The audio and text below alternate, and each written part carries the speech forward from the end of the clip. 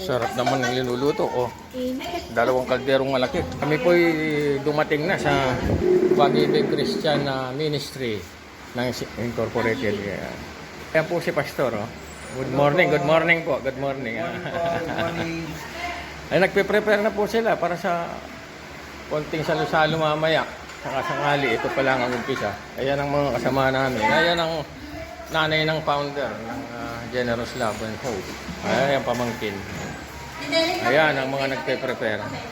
Tutuloy po natin mamaya ang susunod na kabanata. Na poster, glory to God, nakalagay po dito ay Pag-ibig Christian Ministry Incorporated Sinalhan. Ito po yung Feeding Your Soul. Then dito po ay Generous Love and Hope kasi po sila po yung nag-sponsor. So kaya naman,